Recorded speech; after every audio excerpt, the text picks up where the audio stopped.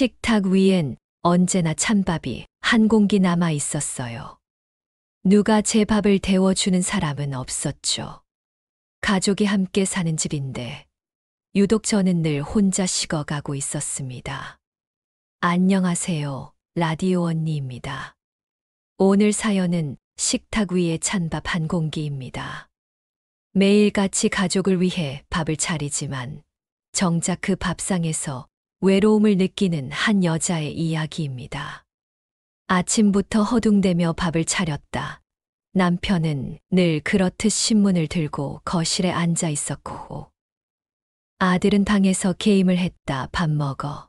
소리쳐도 대답이 없다. 반찬은 3가지뿐이었다. 계란말이랑 멸치볶음. 그리고 김치. 나는 늘 그래왔든 남편 밥부터 먼저 퍼주고 마지막에 내 밥을 말았다 하지만 그 밥은 언제나 식었다. 당신도 좀 앉아서 먹어라. 남편은 그렇게 말하지만 말뿐이었다. 그가 숟가락을 놓을 때쯤이면 내 밥은 이미 식어 있었다. 밥그릇에 김이 서리지 않았다. 차가운 공기 속에 내 존재만 남아 있었다. 찬밥이라도 데워 먹으면 되잖아. 남편은 그렇게 말했다. 그 말이 내 마음을 데웠을까 아니면 더 식혔을까 모르겠다. 그날도 똑같았다. 아침부터 남편은 바빴고 아들은 대충 밥을 먹다 나갔다.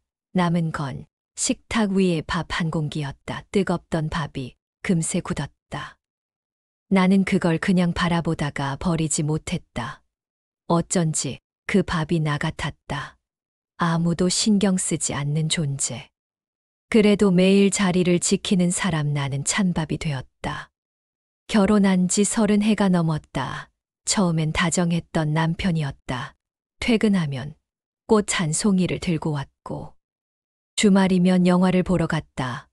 그때는 내 웃음소리를 좋아한다던 사람이었는데, 지금은 내 목소리가 귀찮단다. 좀 조용히 해. 그 말 한마디에 나는 점점 말이 줄었다. 대신 집안은 깨끗했다.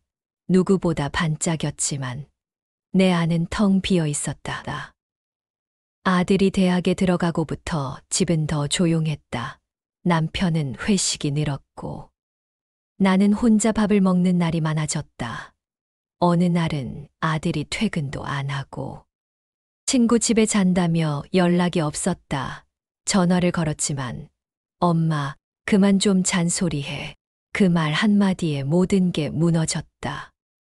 내가 이 집에서 할 수 있는 건 밥을 짓는 것뿐이었다. 그런데 아무도 그 밥을 먹지 않았다. 그날은 내 생일이었다. 아무도 몰랐다. 남편은 출근했고 아들은 연락도 없었다. 냉장고 문을 열자 전날 남은 찬밥이 있었다. 그걸 꺼내 전자레인지에 돌리다 말았다. 그냥 찬밥 그대로 먹었다. 밥알이 딱딱했지만 눈물이 먼저 났다. 그 눈물이 밥 위에 떨어져 밥이 다시 따뜻해졌다.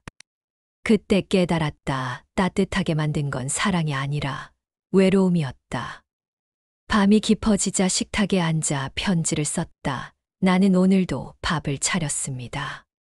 당신들이 돌아오지 않아도 말이죠. 언젠가 밥이 아니라 내 마음이 먼저 식어버릴까봐 무섭습니다. 그 편지를 식탁 위에 올려두었다. 그리고 찬밥 한 공기를 옆에 뒀다. 내 자리라고 써놓고 불을 껐다. 다음 날 새벽 남편이 출근하려다 그걸 봤다. 잠시 멈칫하더니 아무 말 없이 서 있었다. 아들도 그 편지를 읽고 말이 없었다. 나는 그 모습을 뒤에서 지켜봤다. 하지만 그들은 내 존재를 모른 채 바쁘게 하루를 시작했다. 그날 저녁 나는 결심했다. 이 집을 잠시 떠나기로 했다. 당신 어디가? 남편의 물음에 나는 대답하지 않았다. 대신 식탁 위에 밥 한 공기를 덮어뒀다. 뚜껑을 열었을 때 김이 피어나길 바랐다. 하지만 다시 돌아올 땐 이 집의 따뜻한 냄새가 남아있길 바랐다. 집을 나서며 문을 닫았다. 발끝에서 조용한 소리가 났다. 그게 내 마음이 다치는 소리 같았다. 찬밥은 내 자리였다. 나는 그렇게 중얼거렸다. 그리고 처음으로 식탁이 아닌 세상을 향해 걸어 나갔다. 집을 나선 지 사흘째 되는 날이었다. 시계를 보면 아직 이른 아침인데. 세상은 이상하리만치 고요했다. 나는 친구네 원룸에 머물고 있었다. 그 친구는 나를 보며 웃었지만 눈빛엔 걱정이 담겨 있었다. 영자야, 집엔 연락했어? 나는 고개를 저었다. 아직 좀 더 있다 들어가려고. 그 말끝이 떨렸다. 친구는 내 손을 꼭 잡았다. 넌 늘 참았잖아. 이번엔 너 생각 좀 해. 그 말이 이상하게 따뜻했다. 평생 누군가 내 마음을 먼저 걱정해 준 적이 있었던가. 나는 그날 오랜만에 밥을 지었다. 친구랑 나란히 앉아 따끈한 밥을 먹었다. 밥 김이 피어오르는 걸 보는데 눈물이 났다. 이게 뭐라고. 밥 냄새 하나에도 마음이 흔들렸다. 찬밥에 익숙했던 내가 이렇게 따뜻한 밥 한 공기로 위로받을 줄 몰랐다. 한편 집엔 정적이 내려앉았다. 남편은 매일같이 출근 전 식탁을 바라봤다. 그 자리에 놓인 밥그릇, 이제는 아무도 건드리지 않았다. 그날 이후로 그는 텔레비전을 켜도 소리가 귀에 들어오지 않았다. 커피를 타다가 컵을 떨어뜨렸고 그 소리에 놀라서 한참을 멈춰섰다. 평소 같았으면 당신 또 왜 그래 하며 핀잔을 줬을 텐데. 이제는 말할 상대가 없었다. 아들도 집에 들어오지 않았다. 며칠 뒤 그가 조심스레 말했다. 아빠, 엄마한테 연락해봐야 하지 않을까. 남편은 대답 대신 고개를 끄덕였다. 하지만 전화를 걸지 못했다. 벨소리만 몇 번 울리고 아무 대답도 없었다. 저녁 식탁 위엔 여전히 밥이 식어 있었다. 그날따라 유난히 공기가 차가웠다. 남편은 밥을 덜어 한 입 먹었다. 차가운 밥알이 혀끝에 닿는 순간 눈물이 났다. 이게 이렇게 차가웠나. 그의 눈가가 젖었다. 그는 평생 밥을 당연하게 여겼다. 밥은 늘 준비돼 있었고 따뜻하게 데워져 있었다. 그런데 정작 그 밥을 차려준 사람의 온도는 한 번도 생각해 보지 않았다. 그가 숟가락을 놓는 순간 벽에 걸린 가족 사진이 눈에 들어왔다. 영자의 미소가 담긴 사진이었다. 그때서야 그는 깨달았다. 그 미소가 얼마나 외로웠는지를. 아들은 엄마 방에 들어갔다. 방은 깨끗했다. 서랍 속엔 편지 한 장이 있었다. 우리 아들, 밥은 챙겨 먹고 다니니? 엄마는 내가 어릴 때 숟가락질하던 손을 아직도 기억한단다. 내가 밥 한 숟갈 뜨며 엄마 같이 먹자 하던 그날이 제일 행복했어. 엄마는 내가 잘 살면 돼. 그게 전부야. 글씨가 삐뚤빼뚤했지만 그 안엔 엄마의 온기가 고스란히 남아 있었다. 아들은 편지를 읽으며 울었다. 엄마의 목소리가 귀에 맴돌았다. 찬밥은 먹지 마라. 속 차다. 매일같이 듣던 잔소리였는데 이제는 그 한마디가 그렇게 그리웠다. 며칠 뒤 남편은 시장에 들렀다. 영자가 자주 사던 두부집 앞에서 한참을 서 있었다. 두부집 아주머니가 먼저 말을 걸었다. 어머님, 요즘 안 보이시네요. 어디 편찮으신가요? 남편은 잠시 머뭇거리다 고개를 숙였다. 잠깐 친구 집에 가 있어요. 아이고, 빨리 모셔오셔야지. 그분 없으면 그 집 밥상은 텅 비겠구만. 그 말이 가슴을 찔렀다. 남편은 장바구니에 두부와 채소, 몇 가지를 담았다. 집으로 돌아오자마자 밥을 했다. 생전 처음 혼자 밥을 짓는 일이었다. 물을 얼마나 넣어야 할지 몰라 여러 번 실패했다. 밥이 눌어붙었고 냄새가 났다. 그럼에도 그는 꾹 참았다. 밥솥을 연히 김이 올랐다. 그 김 냄새가 이상하게 따뜻했다. 그는 혼잣말로 중얼거렸다. 이 냄새, 그 사람이 늘 맡던 거였지. 그날 저녁 남편은 식탁을 차렸다.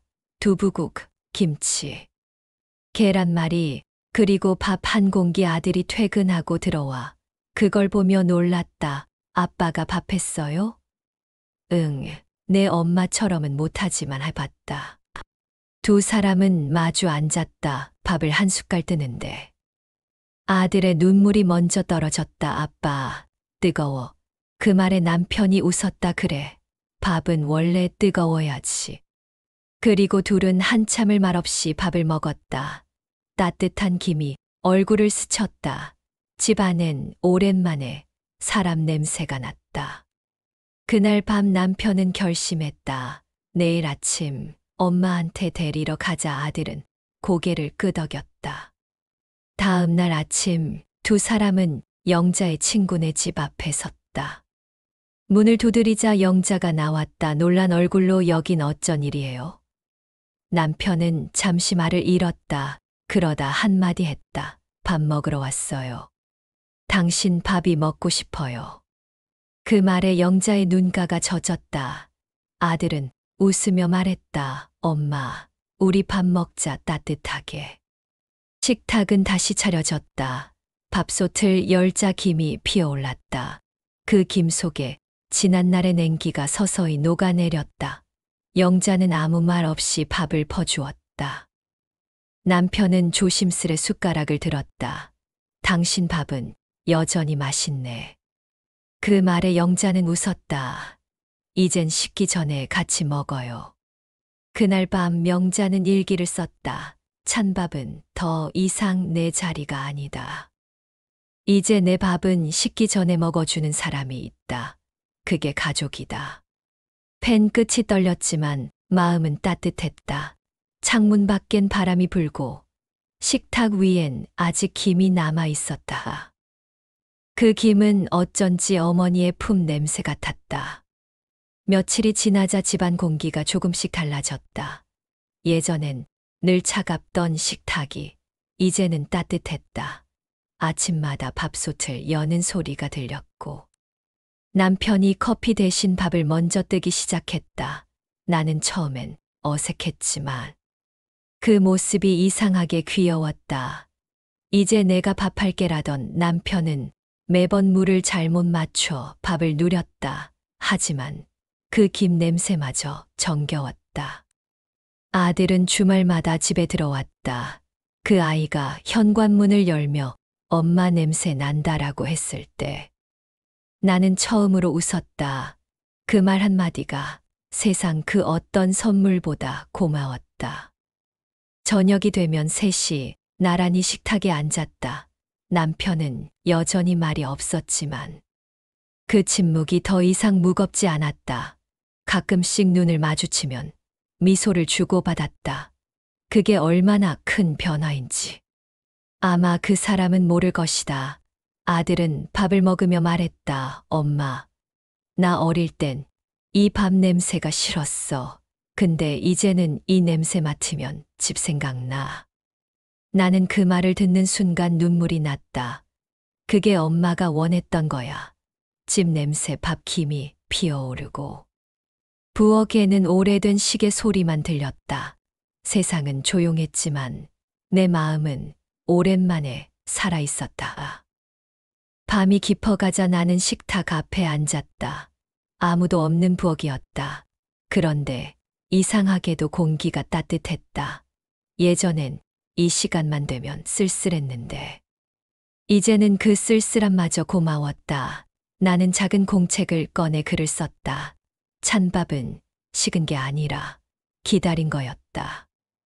그 기다림이 쌓여서 우리 가족이 다시 따뜻해졌다. 펜 끝이 종이를 스칠 때마다 지난 날들이 떠올랐다. 남편이 처음으로 숟가락을 덜던 날, 아들이 울면서 밥을 먹던 밤, 그리고 혼자 떠나던 새벽길. 그 모든 순간이 머릿속에 스쳤다. 그건 아픔이 아니라 하나의 추억이었다. 며칠 뒤 남편이 나를 불렀다. 이거 봐봐. 그가 내민 건 오래된 사진이었다. 아들이 초등학교 때 가족 사진을 찍던 날이었다. 나는 머리를 질끈 묶고 있었고, 남편은 어색한 웃음을 짓고 있었다. 아들은 내 어깨에 기대 있었다. 그땐 우리 참 좋았지. 그 말에 나는 웃으며 고개를 끄덕였다. 그래, 그때도 좋았고, 지금도 좋아. 남편이 내 손을 잡았다. 고마워. 돌아와줘서. 그 순간 식탁 위에 시계 초침이 탁탁탁 소리를 냈다. 마치 지나간 시간들이 다시 움직이기 시작한 것 같았다. 봄이 왔다. 햇살이 부엌을 가득 채웠다. 나는 아침밥을 차렸다. 김이 모락모락 피어오르고 밥 냄새가 집안 가득 퍼졌다. 남편이 거실에서 신문을 보다가 말했다. 당신 밥 냄새는 여전하네. 그 말이 왜 그렇게 따뜻하게 들렸는지 모르겠다. 아들도 잠에서 깨어 부엌으로 나왔다. 엄마, 오늘은 내가 밥 차릴게. 나는 웃으며 말했다. 그래. 엄마도 밥 먹을게. 예전엔 밥상 앞에서 늘 뒷자리에 앉아 있었는데, 이제는 그들 옆에 함께 앉았다. 뜨거운 밥 한 숟갈을 떠서 입에 넣었다. 혀끝이 데일 만큼 뜨거웠지만 그 뜨거움이 좋았다. 나는 그제야 깨달았다. 사람 사이의 온기도 밥처럼 데워야 유지된다는 걸. 그날 밤 다시 일기를 썼다. 찬밥이 식어버린 건 밥이 아니라 마음이었다. 서로의 마음을 방심한 채 식혀버렸던 거였다. 하지만 따뜻한 밥처럼 마음도 다시 데울 수 있다. 가족이란 그런 거다. 펜을 내려놓는데 이상하게 눈물이 났다. 그 눈물은 슬픔이 아니라 감사였다. 창밖에 봄비가 내리고 있었다. 빗소리에 맞춰 나는 식탁에 앉았다. 식탁 위엔 따뜻한 밥 한 공기가 놓여 있었다. 김이 천천히 피어올랐다. 나는 밥그릇을 두 손으로 감싸 쥐었다. 그래. 이게 내 자리였지. 그때 남편이 들어왔다. 내 어깨 위로 부드럽게 손을 얹었다. 찬밥 말고 뜨거운 밥으로 먹어. 그 말에 나는 고개를 끄덕였다. 그리고 처음으로 남편의 밥그릇에 밥을 퍼줬다. 그 밥 위로 김이 모락모락 피어오르며 두 사람의 얼굴을 덮었다.